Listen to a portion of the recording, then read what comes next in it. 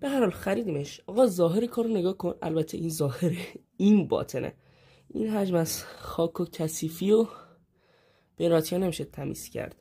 ولی خب من اینجا چند تا وسیله دارم. اگه شما خواستین این کارو با فنای قدیمیتون کنید، حتما یه دونه مسواک قدیمی کهنه کثیف، یه اسپری تمیز کننده، ترجیحاً از این سیفا استفاده کنید، خیلی تمیزتر انجام میدن، و مقدار دستمال. خب شما پروسه رو تون میبینید و من میرم شروع کنم تمیز کردن اینو.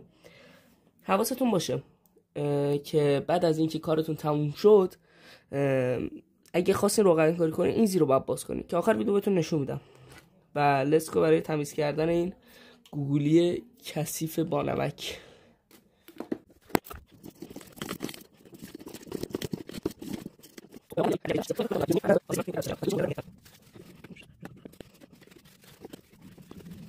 و همونطور که میبینید ظاهر این ورش خیلی خفن‌تر شد و حسابی تمیز به نظر میاد الان. ولی خب مهم این ور کاری که خب خیلی کثیفه و یه مقداری هم الان نم کشید.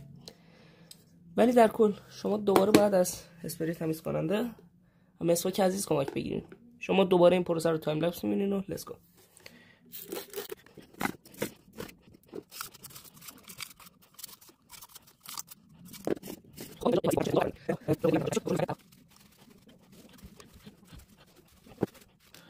خب تقریبا کامل و تمیز پره‌ها رو خشک می‌کنی و حالا خیلی تایم دارین که بذارین بازم خشک‌تر و خشک‌تر بشه.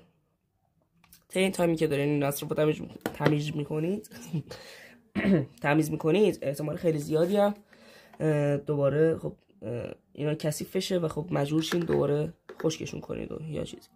من دیگه این دفعه روی خود پره و فن اسپری میکنم و این دفعه روی مسواک هم اسپری میکنم. یه مقداری از مواد شویندمو که بازم پاشید اینجا چه فرقی کرد.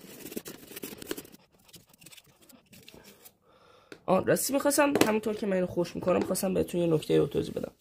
آقا این نکته ای است که وقتی مثلا این فن اینجا خیس میشه یا مثلا اسپری میکنید شاید بهش بتونه آسیب بزنه، ولی خب اگه حدودا چند دقیقه بهش وقت بدین یا تو با یه ذره سشوار یا حتی اینا رو بردارین میتونید با دستمال خوب خودتون خشکش کنید. خیلی راحت تر میتونید دوباره فنتون همون لحظه استفاده کنید. من آخر ویدیو بعد از اینکه روغن کاری کردم یه تست کلی از این فن میگیرم و آموزش روغن کاری هم میخوام همین الان براتون بزنم توی این ویدیو و خب حتما نگاه کنید. با اینکه ویدیو شورته ولی خب خیلی